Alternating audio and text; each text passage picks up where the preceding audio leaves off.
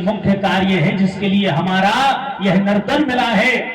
भगवान ने जो कृपा करके हमारे लिए मनुष्य बनाया है, इसके लिए हम भूल जाते हैं, भगवान का नाम लेना हम छोड़ देते हैं। हर व्यक्ति के लिए हर चीज याद रहती है, किससे कितने पैसे लिए हैं, किसको कितने दिए हैं, किससे हमें कौन सी चीज लेनी है, किसको क्या देना है, हर एक बात याद रखती है, परंतु भगवान को हम भूल जाते हैं, विस्मृत हो जाते हैं। कहते हैं कि अपना भजन इतना करो, इतना भजन करो कि वह कभी जब हम पर विपत्ति आवे तो समय में काम में आ जावे।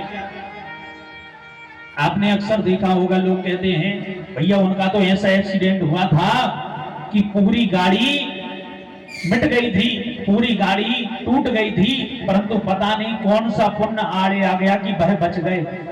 होता है कि नहीं होता है? कई बार आपने देखा होगा। तो ये क्या है? ये पुराना भजन है। कभी किसी के साथ में उन्होंने अच्छा किया होगा, भगवान का नाम लिया होगा, तो पता नहीं भगवान कैसे करके उनको किस रूप में साथ देने आ गए और उनके लिए बचा लिया। और यदि भजन नहीं किया है तो ऐसा भी हो जाता है, बोले भैया जा रहे थे और पता नहीं रास्ते में चलते चलते पत्थर की ठोकर लगी, गिरे और मौत हो गई। स्कंद महापुराण में लिखा हुआ है कि भजन के द्वारा 99 प्रकार की मौत टाली जा सकती है। 100 प्रकार की तो सबकी आनी है, मरना तो सबको है, परंतु यदि आप भजनानंदी हैं, भगवान के भक्त हैं, तो 99 प्रकार की मौत हमारे महादेव बाबा भोलेनाथ टाल देते हैं।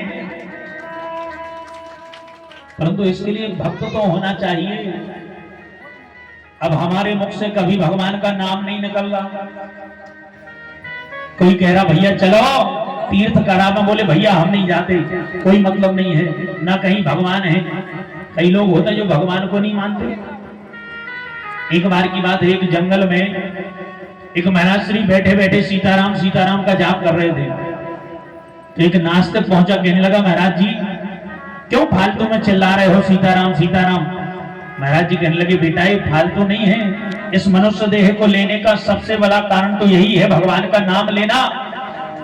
इसका मुख्य स्वार्थ तो यही है। हम और आप लोगों ने स्वार्थी व्यक्ति की परिभाषा ही बदल दी है। स्वार्थी हम किसको कहते हैं कि जैसे कि किसी व्यक्ति का काम हो गया तब तक उसने हमारा साथ दिया और काम उसका जैसे ही पूरा हुआ तो वह हमारे साथ में छोड़ करके चला गया, हम उसको स्वार्थी कहते हैं। परंतु ये तो बहुत छोटे स्वार्थी हैं। सबसे बड़े स्वार्थी तो ऋषि मुनि संत महात्मा हैं, गुरुजन हैं। कैसे? क्योंकि भगवान ने यह देह दी थी कि भजन कर लेना, तो उनने अपना जीवन पूरा भजन में लगा दिया कि भगवान आपने एक मौका दिया है तो हम अपना स्वार्थ सटा लेंगे, इतना भजन करेंगे, इतना भजन करेंगे कि लौट करके इस मृत्यु लोक में कभी नहीं आएंगे। भजन करिए, नाम लीजिए भगवान का।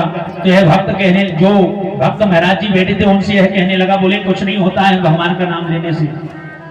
महाराज जी बोले बेटा नहीं, पालने वाले तो भगवान ही है, सबको खिलाने वाले तो भगवान ही है।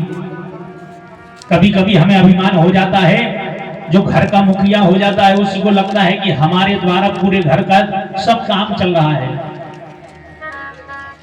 अपने बुंदेलखंडी में आदमी कहने लगते हैं कि अपना इसे सब कछुआ टिकुआ है, तो हमने कमे हैं तो का खा ले। कितने आदमी, यह अभिमान एक बार छत्रपति शिवाजी के लिए भी हो गया था। शिवाजी को लगने लगा कि हम ही प्रजा का पालन करते हैं, हमारे द्वारा ही पूरी जो प्रजा है वह खाती पीती है और अच्छे से रहती है।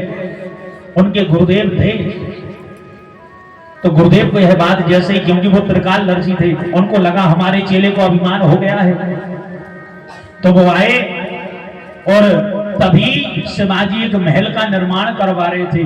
बड़ी बड़ी शिलाएं, बड़े बड़े पत्थर तोड़वा करके लगवा रहे थे। तो तभी गुरुदेव आए, बोले शिवाजी तुमने तो बहुत ही ज्यादा प्रजा का पालन किया है और तुम तो इतने बड़े राजा हो कि तुम्हारे द्वारा हर एक जीव जंतु का पालन होता है।